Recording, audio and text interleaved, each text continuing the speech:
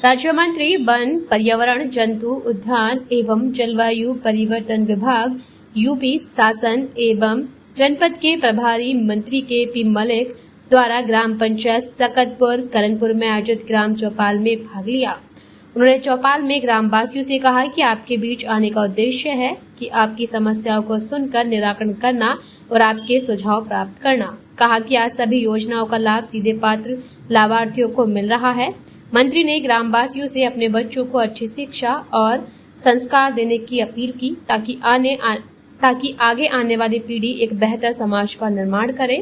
कहा कि सरकार द्वारा विभिन्न कल्याणकारी योजनाओं के माध्यम से हर वर्ग का ख्याल रखा जा रहा है।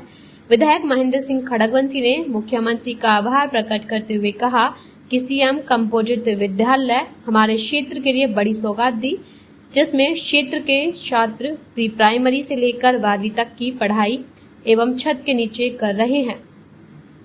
आधुनिक स्टेडियम, लैब आदि सुविधाएं क्षेत्र के छात्रों को मिलेंगी।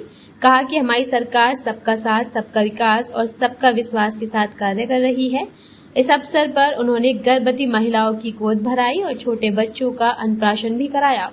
कार्यक्रम में वृद्धा पेंशन, निराश्रित महिला पेंशन और दिव्यांग पेंशन और व्यक्तिगत शौचालय के लाभार्थी को स्वीकृति प्रमाण पत्र दिए।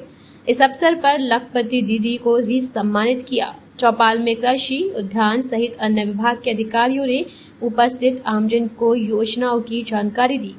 निर्माणाधीन CM composite school, Karanpur Sakatpur और नगर पंचायत सैदनगली में निर्माणाधीन बहुउद्देशीय स्थल का निरीक्षण किया।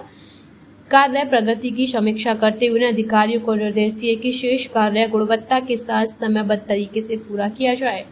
इस अवसर पर अभिनव कौशिक, शुभम चौधरी, मुख्य विकास अधिकारी अश्विनी कुमार मिश्र, ब्लॉक प्रमुख ममता गुज्जर, हिमांशु त्यागी, पीडी डीआरडीए अमरीश कुमार, जिला पंचायत राज्य अधिकारी पारुल सिसोदिया, उप कृषि निर्देशक डॉक्टर राम प्रवेश, ग्राम प्रधान सहित अन्य संबंधी अधिकारी एवं ग्रामवासी उपस्थित रहे।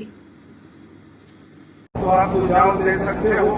इसके अलावा अपने किसान और मजदूर भाइयों के संबंध में भी बात करने का काम करते हैं और अपनी महिला को एक समूह के रूप में संगठित कर उन्हें लखपति दीदी बढ़ाने की भी योजना अपने आदरणीय प्रधानमंत्री जी की है, जिसमें कामयाबी भी मिली है।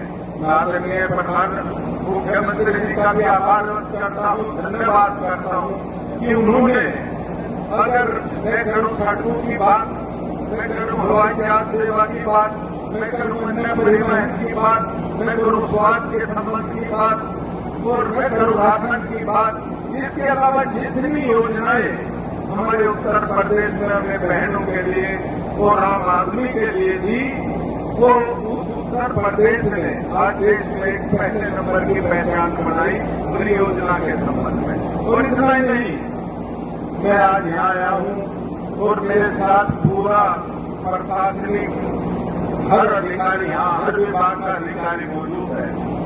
एक जमाना था अब आप सबको लोगों को चक्कर काटने पड़ते थे तहसील के और एसडीएम साहब के। आज हम सब लोग आपके बीच मौजूद हैं। आप जो भी संबंधित कोई भी गांव की शिकायत, जरूरत या सुझाव आप दे सकते हैं। कुछ टाइम हम आपके बीच बैठने का काम करेंगे। मेरी बहनें और भाइयों का जैसा सुझाव आएगा हम उस समस्या को दूर करने का काम करेंगे।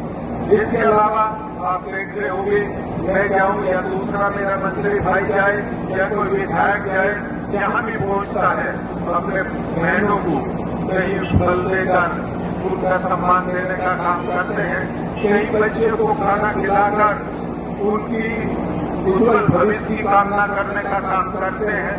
और इतना ही नहीं, हर रोज कहीं न कहीं एक ऐसा प्रोग्राम का आयोजन होता है जहां अपनी बहनें, भाइयां सब इकट्ठा होकर एक इसी तरह का प्रोग्राम करने का काम है।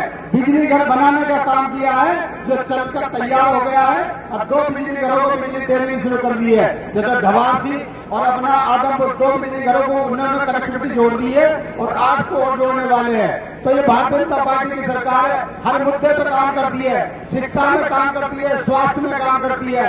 मैं आपको बताना चाहता हूँ, जो ढवासी हमारा CHC बंद था, उस पर घास उगती थी।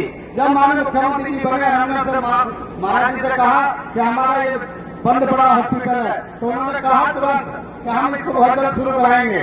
और वहां पर जब कोरोना की महामारी आई तो हमने वहां पर ऑक्सीजन प्लांट लगवाने का काम किया है। तो भगवान न करे जीवन में कभी ऐसी दिक्कत आए तो वहां पर हमने ढवासी में ऑक्सीजन प्लांट लगवाने का काम किया है। और आपके आशीर्वाद से वहां पर 150-200 डिलीवरी हर महीने हो गई है। कितना बड़ा फायदा हमारे क्षेत्र की जनता को मिल रहा है। ये तमाम और हॉस्पिटलों में जाते लोग आज सरकारी अस्पताल में 150-200 डिलीवरी अपने ढवासी में होती है। ऐसे 200-250 डिलीवरी का औसतन अपना रेगा में है। ऐसे 250-300 का औसतन अपना हसनपुर विधानसभा का जो नगर में है, वहां पर भी डिलीवरी की ऐसी व्यवस्था सरकार ने दी है। ये तब संभव है तो भारतीय जनता पार्टी की सरकार है। मेरे मित्रों, मेरी बहनों, हम ये बताने के लिए माननीय मंत्री जी आए हैं। मैं ज्यादा समय इसलिए नहीं लूंगा क्योंकि माननीय मंत्री जी को हमें सुनना है। यदि सभी कुछ मैं बताऊंगा तो फिर माननीय मंत्री जी का यहाँ आना बिल्कुल औचित्य नहीं रहेगा। माननीय मंत्री जी को हम सबको सुनना है। मैं आपसे एक पिछले दौरे के समय ही मुझे निर्देशित किया था कि अगला दौरा मैं CM कंपोजिट विद्यालय का करूंगा और सर का कार्यक्रम 1 महीने के अंदर ही लगा। और इस सर यहाँ का जो विद्यालय था, इसके पीछे भी एक छोटी सी कहानी है।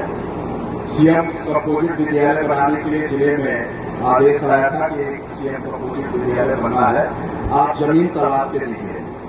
और मैं गंगेश्वरी ब्लॉक में जमीन तलाश रहा था, कहीं मुझे जमीन मिल जाए।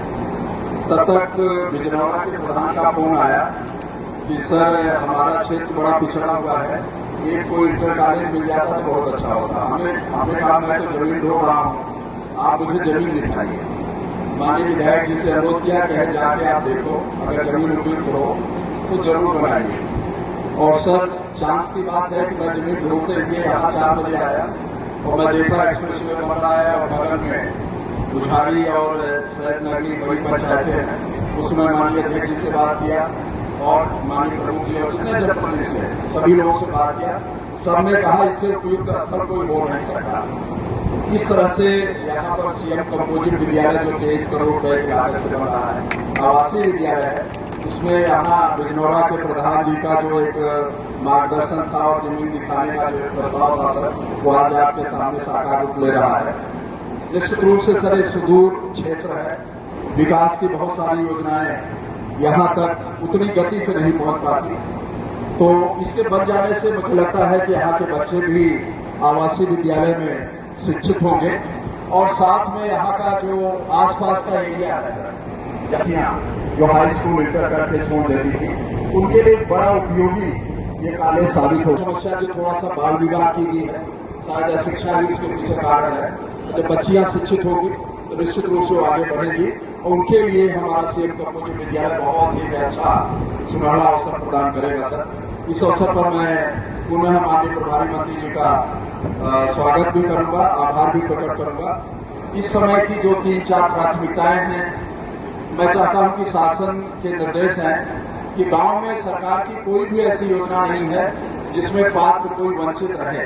किसी प्रकार की पेंशन है, आप अपने पंचायत कार्यालय पे जाइए और वहां पर पंचायत सहायक बैठते हैं, उनके माध्यम से अपने आवेदन कराइए। आपको उसको तत्काल अगले महीने ही हम लोग पेंशन स्वीकृत कर देते हैं। आपको